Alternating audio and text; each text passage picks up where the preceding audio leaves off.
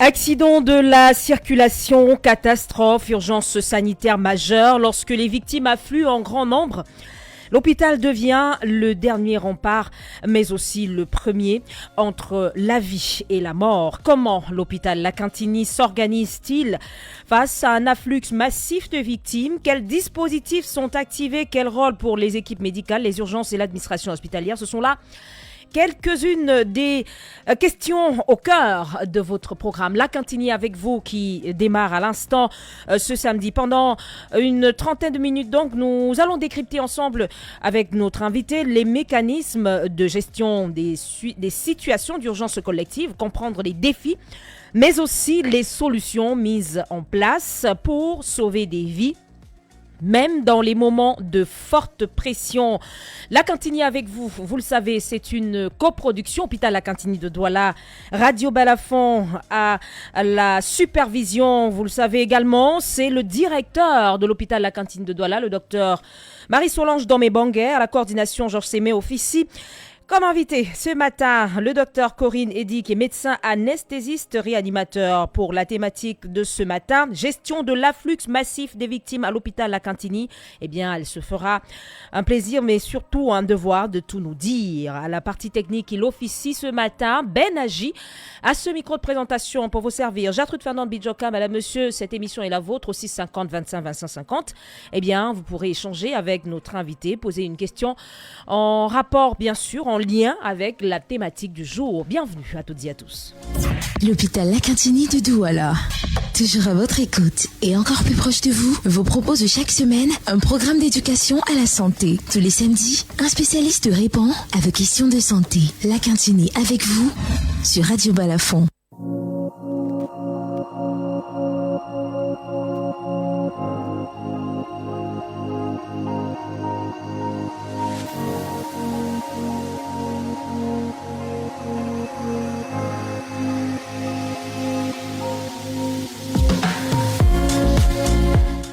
La Quintini avec vous, votre rendez-vous de santé au service de l'information, de la prévention, mais surtout de la vie. Et nous vous le disions il y a un instant, notre invité ce matin, le docteur Corinne Eddy, médecin anesthésiste réanimateur. Bon matin, doc.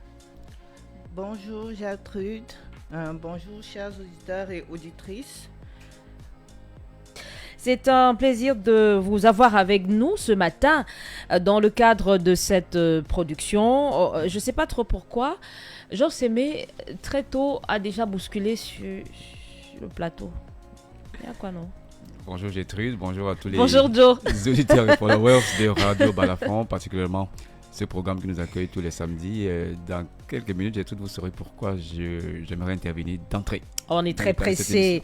On est très pressé de le savoir, Georges Sémé. Il est toujours avec nous tous les samedis matins dans le cadre de cette production. C'est d'ailleurs lui qui en assure la coordination. Nous vous le disions encore il y a un instant. Docteur Corinne Eddy, l'hôpital La Quintini est de plus en plus sollicité Au regard de son expertise et d'une prise en charge améliorée, dites-nous quels sont les autres atouts de cette formation sanitaire qui justifie cette fréquentation qui devient exponentielle un peu plus chaque jour.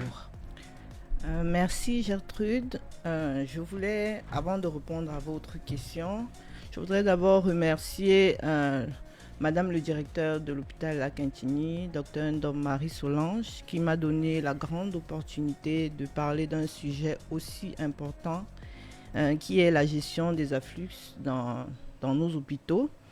Et ensuite, je voudrais remercier Monsieur Cyril Bojigo qui nous a grand ouvert ses portes et je voudrais vous remercier de l'accueil qui a été très très chaleureux à Radio Balafon. Et vous écoute le PDG.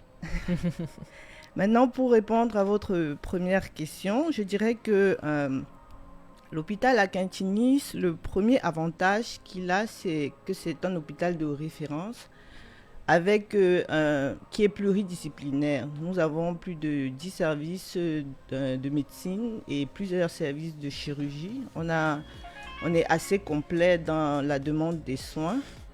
Et à côté de ça, nous avons un service de réanimation qui est de plus en plus à la pointe. Et on a également 5 médecins anesthésistes réanimateurs ce jour qui exercent à l'hôpital à Quintigny de Douala.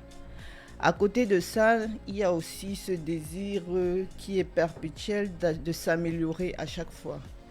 Nous avons plusieurs innovations. Nous discutons tout quotidiennement de toutes les facettes que nous pouvons améliorer dans notre hôpital. Et enfin, je dirais aussi qu'il y a l'essentiel qui est celui qui a été instauré par le directeur, celui de mettre un accent sur l'empathie du personnel pour les patients.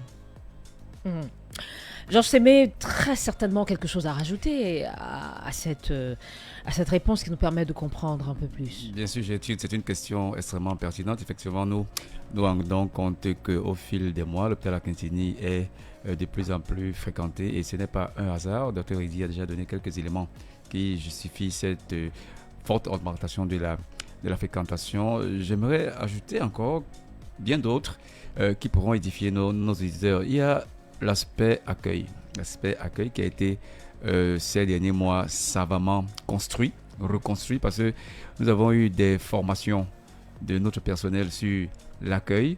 En 2025, il y en a eu 2, ce qui a contribué à créer un certain lien de proximité entre les usagers, qu'ils soient malades ou pas malades, et notre personnel.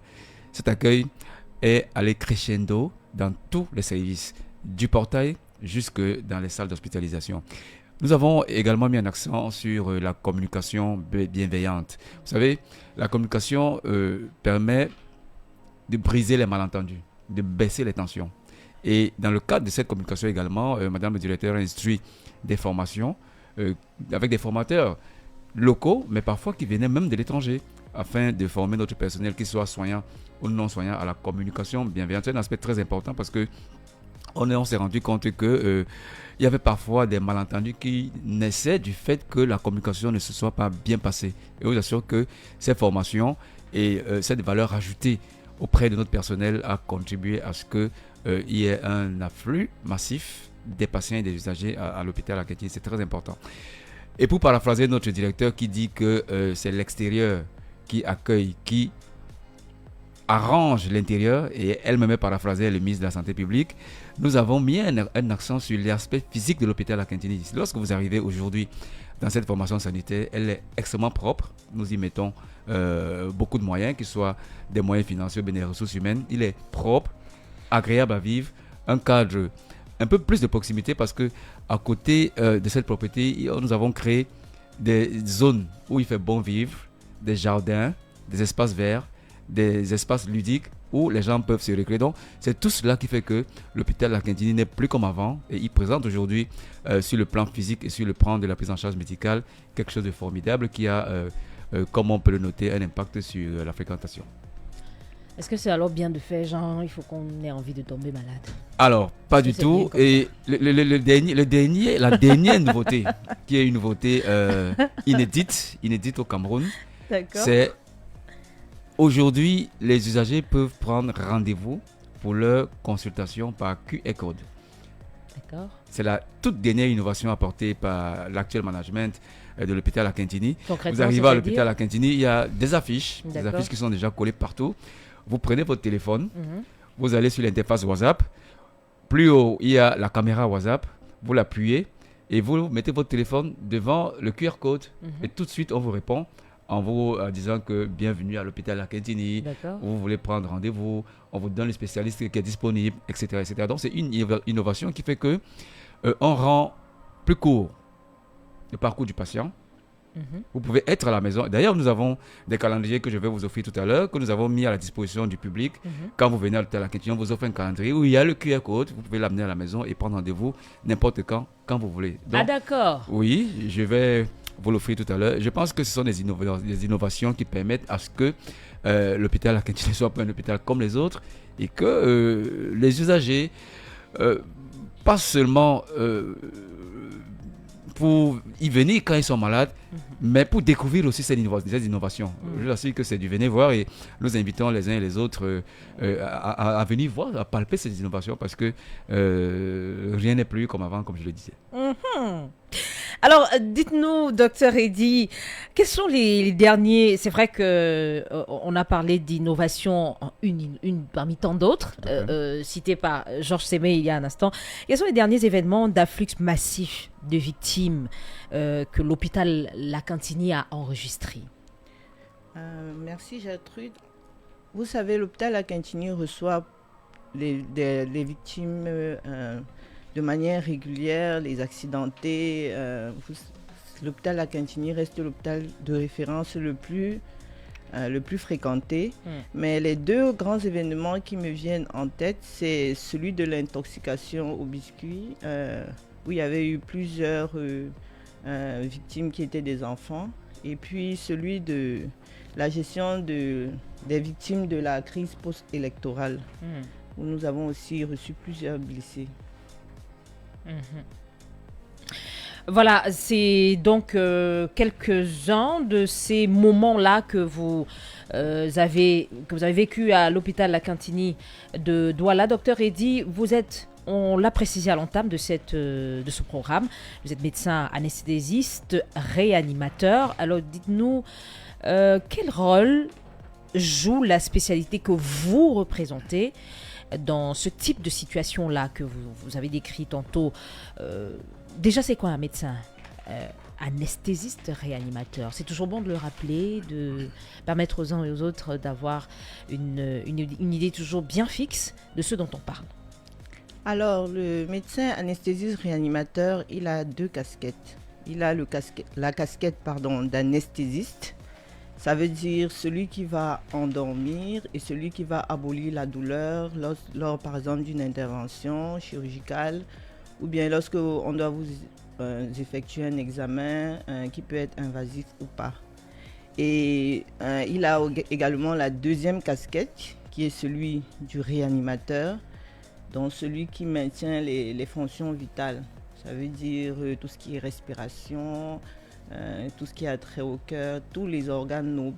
Il a le devoir de les maintenir jusqu'au bout. Maintenant, pour revenir à son rôle, il a un rôle qui est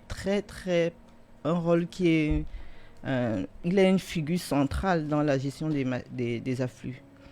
Parce que, je dis figure centrale, mais vous savez, la réanimation, elle ne se fait pas seule.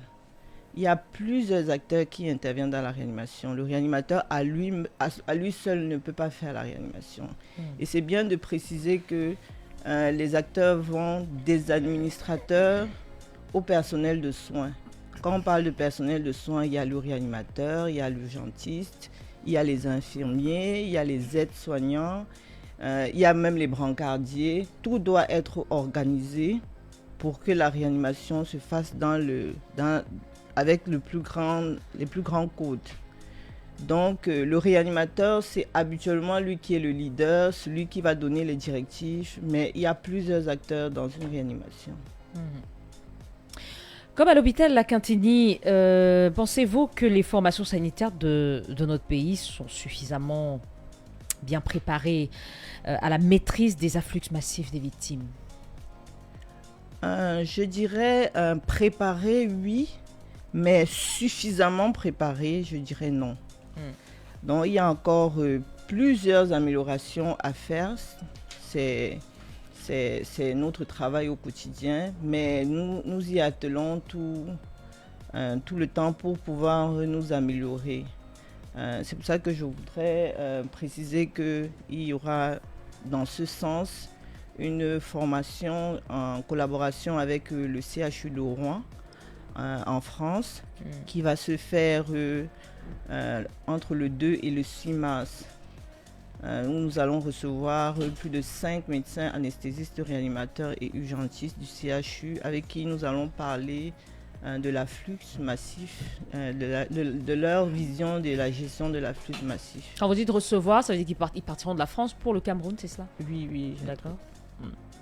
Alors, Georges Sébé, des moments d'afflux à l'hôpital La Cantine de Douala, c'est des moments que vous avez vécu également. Effectivement, je suis votre confrère, vous le savez très bien, je suis un journaliste et ma petite expérience que j'ai vécue à l'hôpital La Quintigny depuis mai 2023 que j'y suis, c'est des situations que je n'avais pas connues, dont on entendait parler de l'extérieur, mais j'ai vécu ma première crise d'afflux massif de victimes, c'était le 23 juillet 2023, lorsque un immeuble s'est effondré à Mobile Guinness, à Ndogbon. On s'en souvient. Voilà, à Ndogbon. L'hôpital La Quintigny avait été littéralement envahi par des centaines de personnes parce qu'ils n'avaient pas de nouvelles de leur famille. Et comme Dr Eddy disait, dans ce genre de cas, l'administration joue également un rôle essentiel. Et en tant que chargé de la communication, effectivement, j'avais un rôle essentiel parce que c'était moi qui étais chargé de coordonner l'arrivée des blessés et des corps qui nous venaient de Ndogbon, les faire entrer au service de thanatopraxie, filmer, c'est pas très beau, filmer ce qui arrivait et les montrer aux familles afin qu'ils les identifient. C'était assez délicat pour moi, c'était la première fois. Mais pour dire que ce 23 juillet 2023 jusqu'au 24, nous avons mouillé le maillot. L'hôpital La Quintigny n'a pas été débordé par cet afflux massif. Les services étaient très bien coordonnés et je pense que ça s'est répété, comme le docteur Eddy l'a dit, avec les derniers événements de Newbell en 2025 où il y a eu une intoxication alimentaire extrêmement massive, beaucoup de personnes, plus de 100 qui convergeaient vers l'hôpital La Quintigny et nous avons bénéficié cette fois-ci encore d'une parfaite coordination administrative où nous avons impliqué l'administration, nous avons impliqué les brancardiers, impliqué les techniciens de surface, les médecins, les infirmiers, tout le monde était mobilisé. Et cela a été rendu possible parce que je me souviens très bien, on effectue avec madame et le directeur et son équipe notre traditionnelle marche à l'hôpital pour voir comment ça fonctionne, la prise en charge fonctionne dans l'hôpital, également l'évolution des chantiers. C'est à ce moment qu'elle me dit, c'est comme où est ton talkie, parce qu'elle venait de recevoir un appel qui venait d'une autorité de la ville, c'est comme ton talkie. Elle a pris le talkie, nous avons ce dispositif de communication au sein de l'hôpital, un talkie-walkie, où elle a lancé l'alerte à tous les services que nous avons une situation d'urgence et que tout le monde devait être paré à toute éventualité. Alors, le système, le plan de réaction s'est mis en branle en une dizaine de minutes. Et avant même que les premières victimes n'arrivent, nous sommes déjà prêts. À telle enseigne qu'on attendait déjà, tout le monde attendait, les brancardiers, les infirmiers attendaient la première personne qui allait arriver. Alors, 5 minutes ou 10 minutes après, la première personne est arrivée, immédiatement, la prise en charge s'est faite.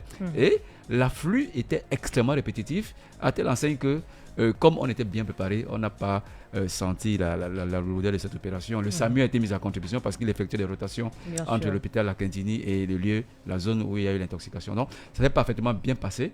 Je pense que l'hôpital La Quintigny est prêt à parer à toute éventualité d'afflux massif, mais comme le docteur Eddy l'a dit, il faut perfectionner cela. Et à l'hôpital La Quintigny, je crois qu'il y a un fort besoin de recyclage et de perfectionnement pour qu'on soit encore plus compétitif. Voilà. Docteur Corinne Eddy, dites-nous, quels sont les types d'afflux massifs les plus redoutés? Les plus redoutés pour nous, ce sont les catastrophes. Parce que nous avons plusieurs blessés graves qui arrivent en même temps et pour qui on doit prodiguer des soins poussés au même moment. Donc ça, ce sont les plus redoutés. Maintenant, après, tous sont redoutés parce que notre hantise, c'est toujours de perdre des malades. Tout à fait. Voilà. Donc, on souhaite qu'il n'y ait jamais de catastrophe, jamais d'intoxication, ou bien le moins possible. Et quels sont les risques encourus en cas de mauvaise appropriation du processus d'afflux massif? Les risques, c'est de perdre énormément de patients on est conscient qu'on pourrait sauver. Ça, c'est le risque ultime. Donc, pour ça, il faut être préparé. Et quand on est préparé, on sauve le maximum de personnes. C'est aussi simple que ça. Au téléphone, un auditeur qui se signale. Allô, bon matin. Bon matin à toute l'équipe. Comment je vous appelle, monsieur? Raphaël Weka depuis Bonaviri. Bienvenue, Raphaël. Et bon samedi. Notre invité, notre spécialiste, le docteur Eddy, vous écoute. Ok, je voudrais savoir les cas d'accidentés qui arrivent à l'hôpital La Quintini. Ils sont pris en charge. Je ne sais pas qui paie la note quand la famille n'arrive pas à payer. Et ce sera tout. Très bien, merci Raphaël et très bon samedi chez vous. Alors, un patient qui arrive, un accidenté qui arrive et qui n'arrive pas à payer sa facture, qu'est-ce qui est fait? Je pense que c'est le sens de la question de notre auditeur. Qui paye la facture? Georges Sémé, lorsque la famille n'y arrive pas. Alors, merci monsieur pour cette question pertinente parce que c'est une préoccupation qui revient tout le temps chez nos auditeurs. À l'hôpital La Quintini, comme je ne le dirai jamais assez, quand vous arrivez aux urgences, le leitmotiv, c'est d'abord vous prendre en charge. Vous arrivez, on vous prend d'abord en charge, quel que soit le traumatisme que vous avez subi. Et lorsque vous êtes stabilisé, on essaie de joindre la famille. Et généralement, lorsqu'on n'a pas de pièce d'identité, on me fait appel, à moi le chargé de communication. J'essaie de tirer quelques éléments de vous pour faire un communiqué pour que la famille sache que vous existez bel et bien. Parce qu'il n'y a pas que le côté médical. Il faut également que vous ayez des gardes malades ou bien des proches et ils soient informés de ce que vous avez été victime d'un accident de circulation et que vous êtes à l'hôpital La Quintini. Il ne s'agit pas toujours d'une question financière. Lorsque la famille arrive, bien évidemment, ils bénéficient d'un accompagnement de la part de la direction. Lorsqu'ils ne peuvent pas entièrement payer leurs factures, la direction compatit. Il y a une sorte de mécanisme bienveillant. Nous sommes un hôpital du peuple. Un hôpital, comme on l'a dit, le plus fréquenté, mais un hôpital du peuple. Il y a un mécanisme bienveillant qui fait que pour les indigents et les insolvables, il y a des opportunités flexibles qui leur permettent d'amortir un tout petit peu leur facture. Mais nous sommes toujours en contact avec les familles. Nous prenons par le moyen du bon vert, qu'on appelle aujourd'hui urgence vitale, nous prenons d'abord en charge le patient, quitte à ce que la famille vienne régulariser après. Mais si les moyens sont limités, il y a toujours un mécanisme qui permet à la famille d'être accompagnée par l'hôpital. On l'a compris, il y aura toujours quelque chose qui sera enclenché, qui sera fait pour que les uns et les autres trouvent satisfaction, à savoir le patient qui puisse recouvrer la pleine santé et puis l'hôpital qui puisse rentrer dans ses frais. En peu de mots, c'est ce qu'on pourrait dire. Oui, il y a une sorte de flexibilité qu'on propose aux usagers pour que ils ressentent moins la lourdeur de la facture, la lourdeur de la charge, parce qu'on sait que de plus en plus il est difficile de payer les factures qui sont parfois extrêmement lourdes, dont Madame le directeur et la haute hiérarchie ont mis des mécanismes pour assouplir un tout petit peu cette lourdeur de factures. Il faut que l'hôpital vive également. Il faut que l'hôpital vive et nous accompagnons les familles indigentes et démunis afin qu'ils ressentent de moins en moins cette charge. Mais on imagine bien que ce n'est pas des cas rares, à savoir C'est ces au accidentés quotidien, qui arrivent. au quotidien, l'insolvabilité et l'indigence coûtent à l'hôpital Akintini 20 millions par mois. Donc de manque à gagner, d'un argent qui aurait pu entrer dans les caisses de l'hôpital Akintini, mais qui est élargi au niveau des insolvables et des personnes indigentes dans les différents services, 20 millions par mois, et je pense que c'est tout à mettre à l'actif de ce nouveau management qui est aux commandes depuis le 31 décembre 2024, mais également à la hiérarchie qui a permis que ce soit possible, parce qu'il s'agit des fonds publics, 20 millions par mois à la fin de l'année. C'est un joli pactole qui pouvait permettre, pourquoi pas, d'acheter des équipements, de remplir notre pharmacie, mais elle est destinée à soutenir les indigents et les insolvables. Et je crois que c'est également cet élément-là qui fait qu'aujourd'hui l'hôpital Akintini soit un hôpital extrêmement sollicité, en plus de ce que ce soit un hôpital de référence. 650 25 25 50, besoin d'une autre information qui soit bien sûr en lien avec la thématique de ce samedi. Nous parlons de gestion de l'afflux massif de victimes à l'hôpital Akintini de Douala. Comment est-ce qu'on s'y prend de ce côté pour toujours assurer au top, pour éviter le plus possible d'avoir au bout du compte des morts dans ces victimes qui arrivent en masse. Avec le docteur Corinne Eddy, on en parle donc, elle qui est médecin anesthésiste réanimateur, et c'est au 650 25 25 50 que vous pourrez échanger avec elle. Allô au téléphone, bon matin. Allô? Oui, bonjour. Comment je vous appelle, monsieur? Monsieur Primo Simon. Bienvenue, monsieur Simon. Le docteur Eddy vous écoute. Oui, merci. Oui, je voulais poser une question par rapport à la prise en charge. La question est que si un étranger qui arrive au Cameroun, par exemple, les jeunes centrafricains ou bien tchadiens qui arrivent au Cameroun, qui n'ont pas de famille au Cameroun ici, dès qu'ils ont un problème d'accident, autant on les amène à l'hôpital Akintini, il n'y a personne de sa famille ici. Et comment l'hôpital s'organise pour l'aider s'il n'a pas les moyens. Vous pouvez répéter la question, s'il vous plaît? La question, c'est que je voulais demander au docteur, les étrangers qui arrivent au Cameroun, qui n'ont pas de famille au Cameroun ici.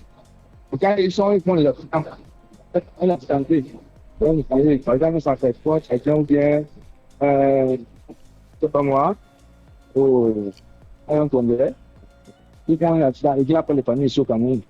Il arrive à la cantine, il n'a pas l'argent sur lui, juste qu'il guérit. Comment ça fait pour occuper cela?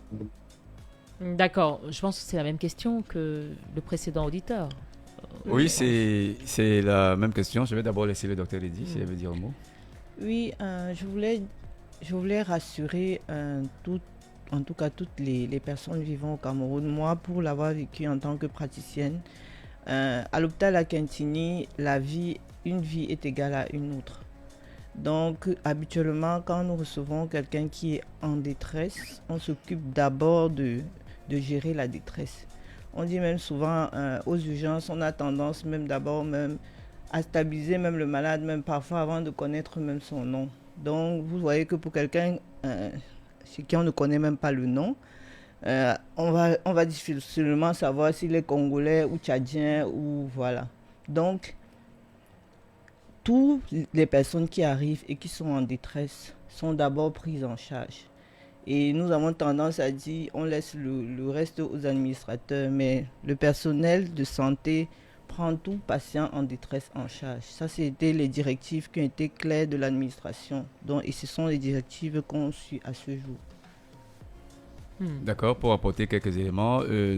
Monsieur, nous recevons des malades qui nous viennent de l'étranger, qui nous sont confiés par les familles. Parfois, ils arrivent par avion et nous avons un service de SAMU qui va les prendre à l'aéroport et les amène ici. Mais sachez qu'ils sont généralement accompagnés. Ils sont généralement accompagnés par des personnes qui sont désignées par ces familles qui sont à l'étranger. Et si éventuellement il arrive qu'il n'y ait pas de famille, l'administration prendra les mesures qu'il faut parce que l'hôpital Lakintini a une organisation administrative bien structurée et dans cette organisation administrative, il y a également un service de l'action sociale qui peut appuyer l'hôpital Lakintini pour gérer ce type de cas. Mais nous avons également des étrangers ici au Cameroun qui sont malades et nous avons toujours des mécanismes pour leur permettre d'être pris en charge et nous entrons parfois avec leurs ambassades, avec leur consulat à Douala, qui fait que la prise en charge se fait d'une façon communautaire.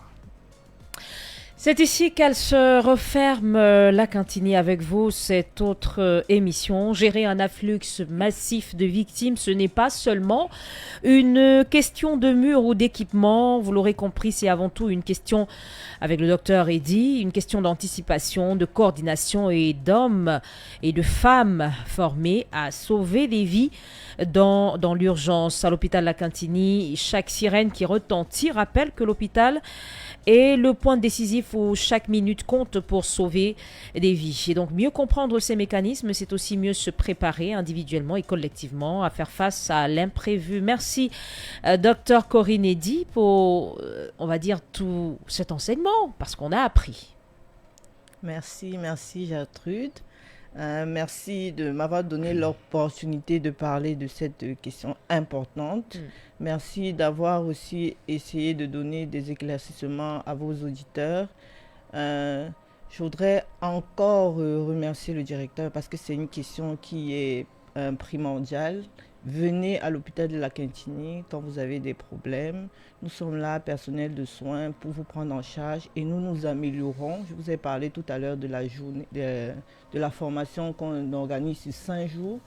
On a fait venir des experts pour qu'on partage avec nous. Il ne s'agit pas ici de calquer leur vécu, mais de prendre ce qu'on a pour adapter à nos réalités. Ça va se faire sur 5 jours. Il y aura 3 hôpitaux amis qui vont venir pour la formation. L'hôpital le Curie à Yaoundé, qui a une grande expérience aussi en ce qui concerne les urgences. Oui. L'hôpital de Djambé et puis l'hôpital de Ndiki.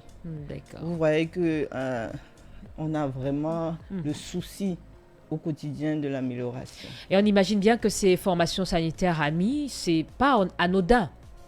Quand on regarde les localisations, Djambé, Ndiki, on comprend. Vous avez tout compris. Vraiment, les cas d'urgence et le Curie aussi. Exactement. Les cas d'urgence, on doit agir vite et parfois c'est des afflux qui sont vécus dans ces formations sanitaires. On l'a très bien compris. Point final à cet autre numéro. Georges Sémé, tu me gardes pas bien. Les auditeurs ont été témoins. Ils ont été témoins. Je le fais tout de suite. Je vous ai promis une carte de vœux.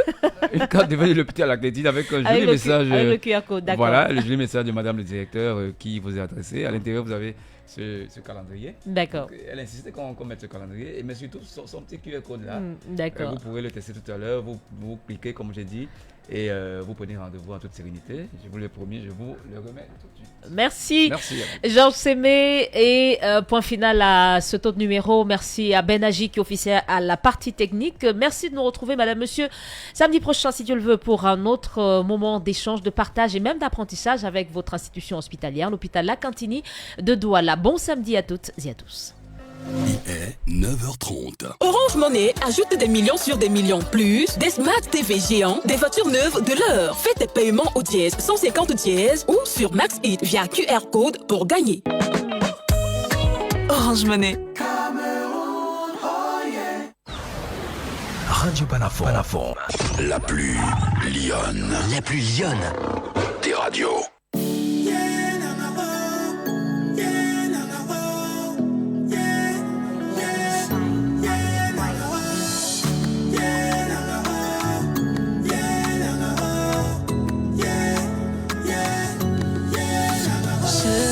Je peux compter sur toi. Pour se comprendre, il faut juste un regard. Avec toi, j'aimerais passer tout mon temps. Parce qu'en ta présence, moi je suis en joie. Tu sais bien lire entre les lignes et trouver les mots justes. En toutes circonstances, tu sais toujours quoi dire. T'es pas parfait, oui je le sais, mais toi